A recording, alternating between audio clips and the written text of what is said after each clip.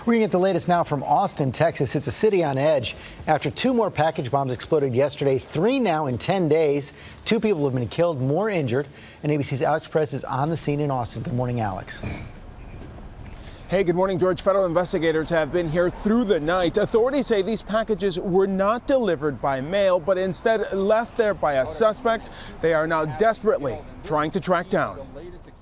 This morning, FBI, ATF, and local investigators on the hunt for a possible serial bomber. The incidents killing 2, injuring 2 others. This evidence makes us believe that these incidents are related. Authorities say the packages were not delivered by mail service. Instead, in each case, a mysterious average-sized letterbox package was left on the victim's front door, left without a knock or doorbell ring. The victims have gone out and they have handled them in some way or another, and we've had the explosions occur. The string of package explosions starting March 2nd at 6:55 a.m. when 39-year-old Anthony House was killed. A next-door neighbor who heard the explosion attempted to help save House's life. He looked at me with a very glazed over look on his face and pretty much immediately collapsed. He wasn't responsive whatsoever. I gave him 2 rescue breaths. Investigators initially thought it was an isolated incident until Monday morning. We got 2 people down. It looks like 1 in the door and tray. When a 17-year-old boy opened the package he found at the front door, killing him and injuring a woman. A few hours later, investigators rushing to a second explosion just some 5 miles away. We have trauma activation, penetrating trauma, head and torso. An elderly Hispanic woman critically injured after she opened the package left on her front porch. The victims all black or Hispanic. Officials now looking into the possibility these may be hate crimes.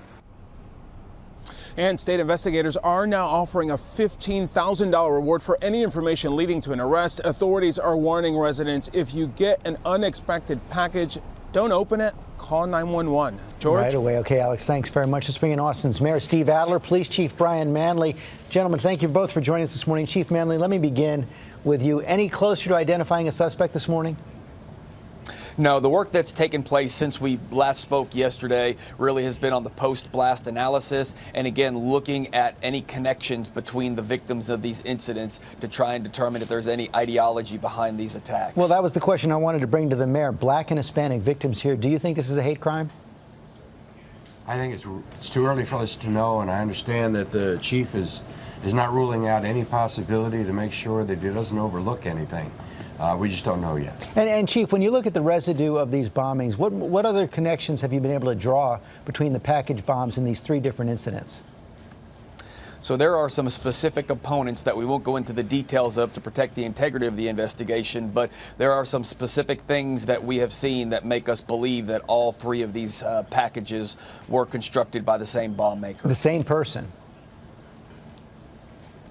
Yes, we believe that either the same suspect or suspects are responsible for all 3 of these attacks. And Mayor, remind people again, if they get some kind of a package on their doorstep, apparently these are being left, exactly what they should do?